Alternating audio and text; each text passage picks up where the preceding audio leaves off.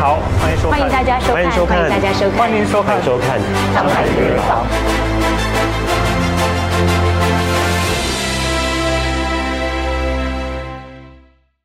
He grew up in a single-parent family when his father passed away while he was at the age of 5.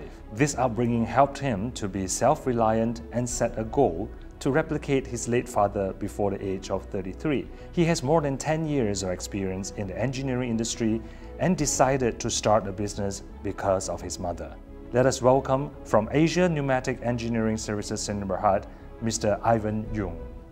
Joining us today, we have Ivan Yoong from Asia Pneumatic Engineering and Services Centre Berhad. Hi, Ivan. Hi. Thank you for joining us. Thank you. Thank you for having me. So, Ivan, I know that you are now your position is founder, right? Or one of the founders of No, Asia I'm the Pneumatic. founder. You are the founder. Yeah, I'm Okay. the only shareholder. Yeah. Oh, okay. Wow, very, very young and already starting and running your own business. So tell us a little bit about your own engineering background. Have you always been into engineering? Why Yes. engineering? Yeah. I mean, I've graduated in mechanical engineering from the University of Birmingham. I started off my career in the engineering field. I started off as a sales engineer, then moved on to manager, then subsequently took on business development roles across Southeast Asia, Asia Pacific. Actually, the last role that I held prior to setting up Asia Pneumatic was a country manager. Okay. So, and I know that one of the reasons, or say one of the main reasons you started this company is because of your family, right? Because of your mom. Yes. When your team contacted me, they were actually very surprised. I think the reason for setting up this company, it's probably a little bit different, something not very often heard of.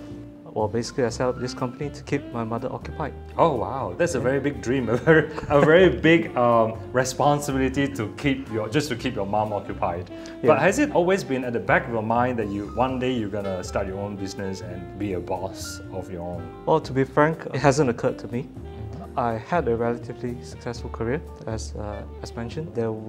I didn't see any point to me, taking a risk, coming out. That extra stress, right? Yeah. So, would you say your mom, your father, your late father, they've both been your inspiration? Yes, I think whatever I am right now, I think it's due to the experience, the upbringing that I had. You see, my father was a brilliant individual when he passed away. He grew up in poverty along the squatters area of Old Klang Road. He was the pride of his community, his family, and he was working with KFC at that time. And perhaps because of his work diligence, Mr. Lu is the first franchisor of KFC Malaysia. He sponsored my father for his degree and master's in poultry science. Unfortunately, after his graduation, he passed away due to a car accident. At the age of 33.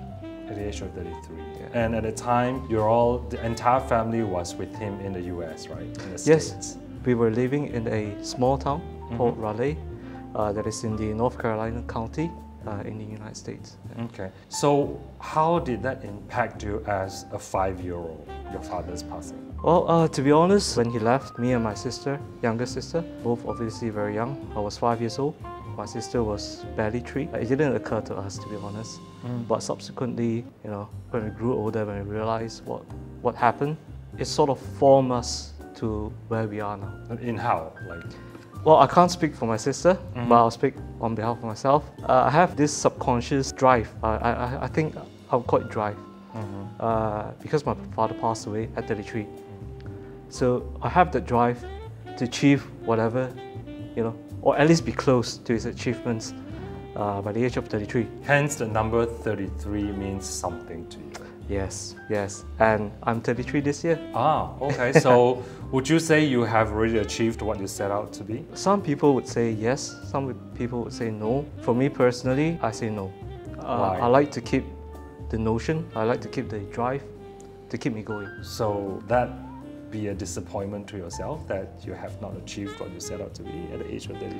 No, I think I've really done enough, and For my younger sister, I think she is quite successful in her own way. She's sponsored to study in NUS, Singapore. So half of what my father did, she did already. Okay. For me, I'm still fighting on. Would you say part of your dreams is also to complete what your father did not get to do, did not get to complete?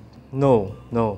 He was in poultry science. I'm in Okay. mechanical engineering. Okay. It's different. What was things. his dreams? Well, to be frank with you, I have no idea. You're You too know. young to. Yeah, I was too young to comprehend, his dreams are. Mm-hmm. But I felt personally that us as a family, we suffered a tragedy and we fought all the way up to where we are now. So the memories of whatever you have of your late father was pretty much from your mom. Tell us a bit about your mother. I know she sacrificed a lot. Yes, she did. What happened after the accident in the States? We came back to Malaysia and she, in order to support us financially as a family, she had an offer to work as an expatriate. She took that, and for the entirety of my childhood and teenage years, probably I'll see her once a month, typically over the weekends, like 2 days. Was that tough for you and your sister? It was in the beginning, but I think me and my sister grew up to be more self-reliant in this way, yeah. A lot more independent. Yeah, I think I can put it that way. Where was your mom working at the time? In Thailand? In what industry? Was that related to engineering?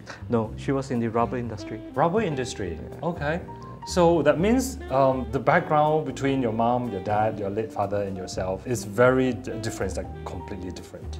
Yeah, it's completely different. And my sister is in the biomedical field, so that makes 4 of us. So how did you set foot in pneumatic engineering? How did that happen? Right. Along my career, I started off my career in the compressor field, and then subsequently moved on to other products, which is oddly pneumatic related as well. So when I set up this company, I had all the expertise, I have all the experience accumulated throughout my career. How much do you believe in fate? How much do you think whatever you're doing now is kind of meant to be? Like one thing leads to another and you are where you are. I don't know, to be honest, but when you put it that way, it does seem like fate, isn't it? Yeah, it seems like it's planned out for you. Yeah. One thing leads to another. Yeah. Well, it didn't occur to me. I was just going along with the flow. But somehow or rather, I've met good people. I had good opportunities. And if you put it that way, then yeah, I think it's fate, yeah. So, and your mother, I understand your mother, due to whatever challenges she had, she eventually suffered in terms of her health, right? So what happened there? After Thailand, she came back when I was in college. She worked with a local firm in Malaysia. In 2010 and 2013, she suffered stroke twice. Yeah, the first time she was all right, but the second time it rendered her left arm pretty much immovable. Okay. And because of that, she was asked to resign. She took a premature retirement. Wow. Yeah. And in 2019, something happened to her, a very tragic story, literally wiped off her entire life saving. Oh wow. Okay. Sorry to hear that. It That was in 2019. Yeah, that was in right before the pandemic. Yeah. So what happened, like, to your family? I think my mother was obviously devastated. Yeah. And knowing her, I share the same character as her. We are the people that, if you sit still, imaginations, negative thoughts comes into play. Cannot sit still. Yeah. She have can't to sit still. Move on. Okay. So that's actually one of the reasons why Asian Pneumatic was formed. So your company was formed in 2019. We were operating as an enterprise in 2019. Okay. And in 2020, we registered ourselves in February as a private limited company. Okay. And interestingly enough also, apparently Ivan has a group of friends who are much his senior. I had read about your background and you have friends who are in their 60s, in their 70s. What's the story behind? What is this about? I get along with pretty much everybody. You are an old soul. Baby. But it's very funny because aside from my childhood friends that I grew up with, I would say most of my circle of friends are twice my age. Wow. Maybe it's because, I'm always very happy that they accept a young person like me into their circle. What clicks? Like, is it their experience? Are they your inspiration? Or what was it that? Well, obviously these are people who have accomplished even before I was born. But I think what clicks was I'm always a good listener. I listen, I learn in work, in life. Generally, I benefited a lot from having From this their sort of friendships. experiences, their stories. Yeah. So how did that prepare you for your own business, looking back on hindsight? Well, in hindsight, I think it lends me an aura of fearlessness, because I see things from a bigger picture. I think this confidence has helped me throughout my entire career and certainly in the formation of the company. Any one of them your mentor? Yes, some. I do have a few individuals that I've observed, I emulate in certain form of ways, like Mr. Chow Kampong, like Mr. Poon Lee Ming or Mr. Richard Chan. These are the people that I observe and I see how they deal with things, how they work. And I think I'm probably a combination of everybody. Yeah. These are the people who have braved through life challenges in practical terms, right? Yeah, they are experienced, they have a very good relationship with their workers, they are influential in their own way. There are many things, many values that I've learned from them. From the information that I gathered, I read about your background and you appear to me as someone who is very private. Has that always been the case? Yes. I think let alone business, when I first started off my career as a sales engineer, my friends who grew up with me didn't believe. They thought I was a reserved person. But throughout the years, I think I've kept on pushing the boundaries. I kept on working on myself through feedbacks. I think this is the culmination of everything that has happened. So, what's the relationship like with your mother? I'm a mother's boy, to put it frankly. She is all that I have, and everything that I am today, I owe it to her. If you were to say something to her now, what would you tell her? Thank you. Thank you for not giving up on me.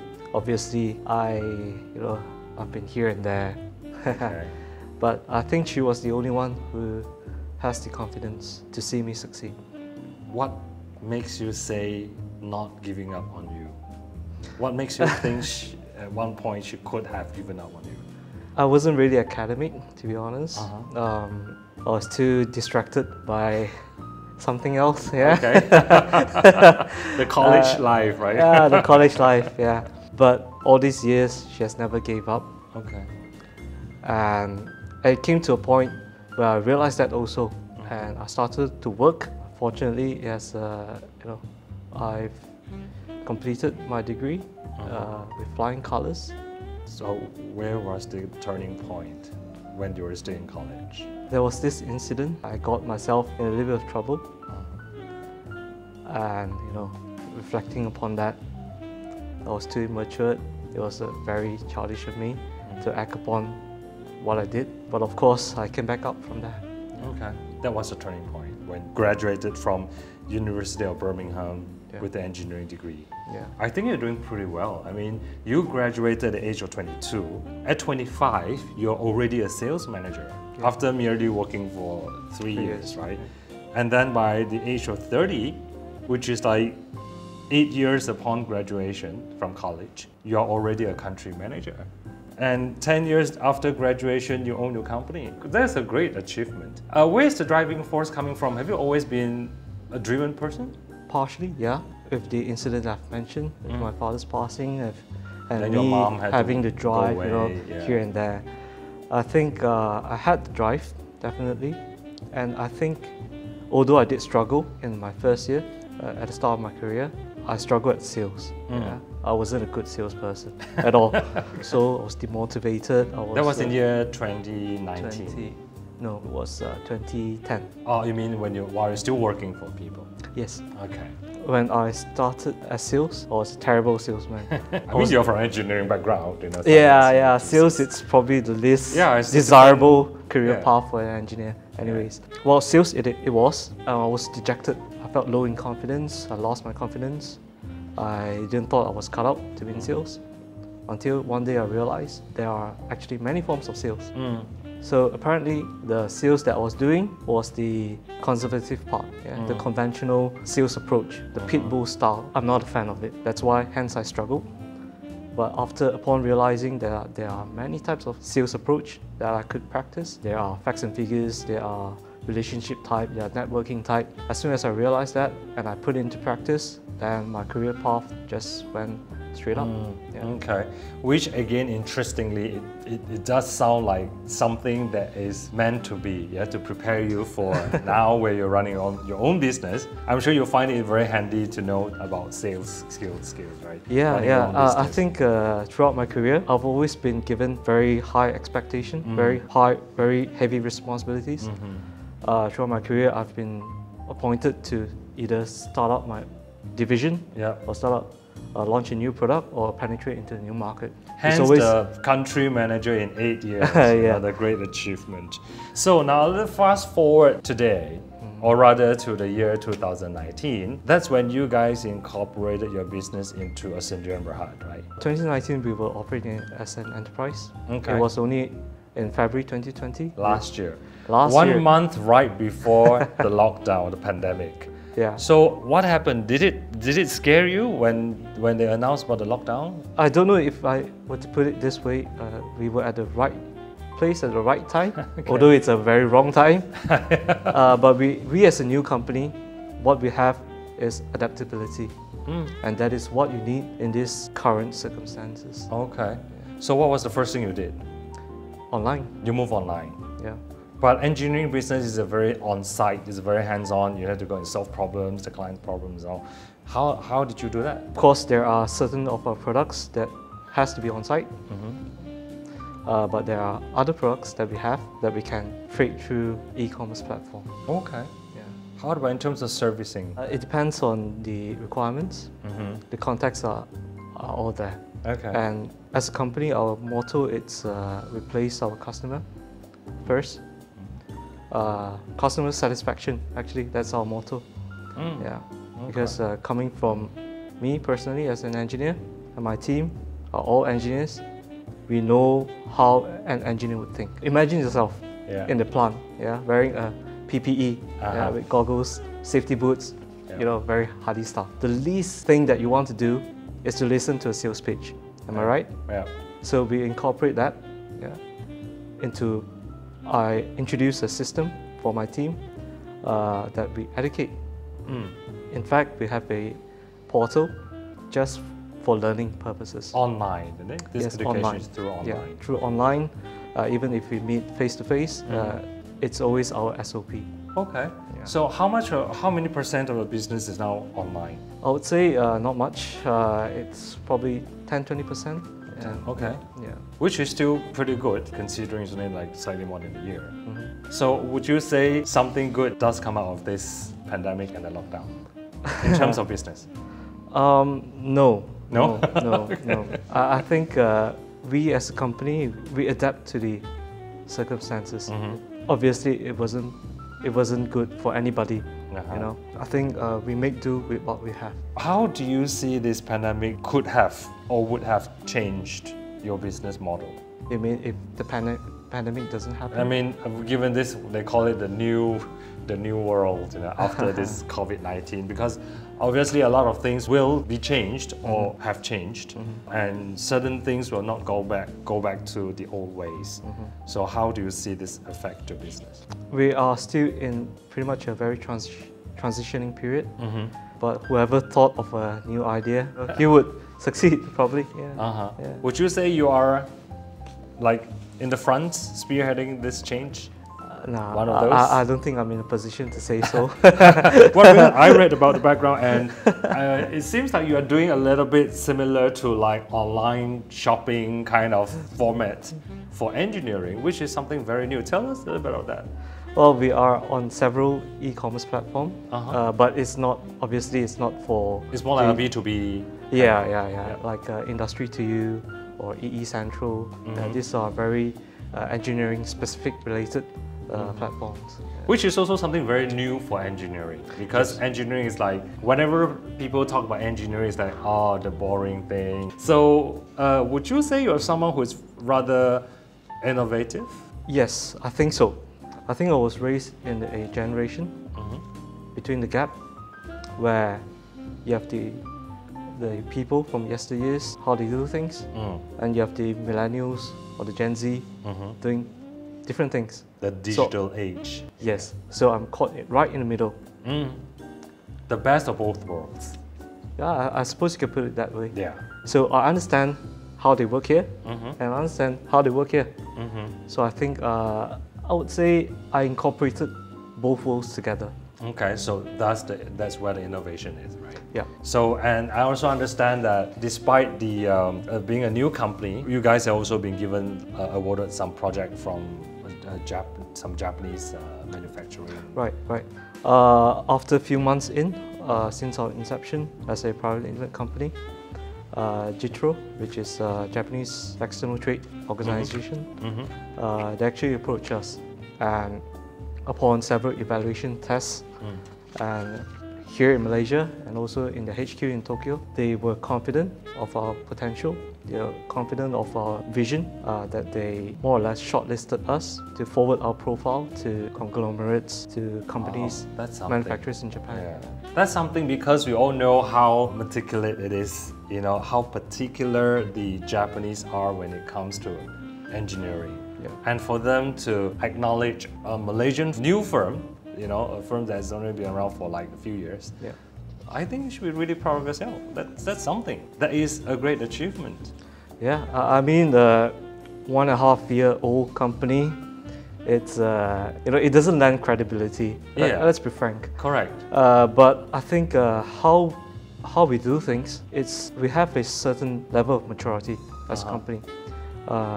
In fact, when your team approached us, they thought we were a multi-generational company. Okay. But when I told them it's 1.5 years, then Why so? Why do you think you can be where you are today? Would you say you're someone who has high demand when it comes to work?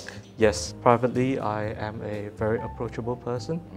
But when it comes to work, it all comes back to my personal motto. If I want to do something, I do it right. For example, this car here.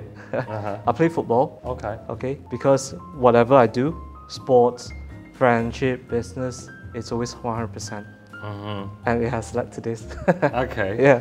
So yeah, I think in a way, if I were to do something, or if my company were to do something, it has to be done right. What's your future plan? Well, our future plan for the company, obviously we are very active in the compressor, in the hoist market right now. We are also, well, actually we've spoken with Japanese company, several Japanese company on each of their products. So one of it being Toyota Tsusho on their AGV, on their automated guided vehicles product lineup. Okay. So what is your future expansion plans? Right now we are based in Central Malaysia. We have a few partners, dealers that we're working with throughout Peninsula. I think my next move is to move into East Malaysia to establish our presence there. We already have a few customers there, and I think we owe it to them to build our presence there. Okay. So that's Malaysia. After which, Going international. Yeah, we're looking forward to. In fact, I've already spoken to my associates in Vietnam, in Indonesia, to have our offices built there. Yeah. Okay. And how many years was the time frame like? Within 2 years. Within 2 years? 2 years, 3 years. Wow. Yeah. Wow, 2 years is very ambitious. Any plans of eventually becoming a publicly listed company? Too far. I mean, I think we have to be practical. Yeah, I think these goals, these ambitions that I've just mentioned is achievable in the short future. But that's definitely in your plan, right? Yeah. Well, thank you so much, Ivan. Thank We you. wish you all the very best. Thank you. Thank you. Thank you, Mr. Goh. Thank you.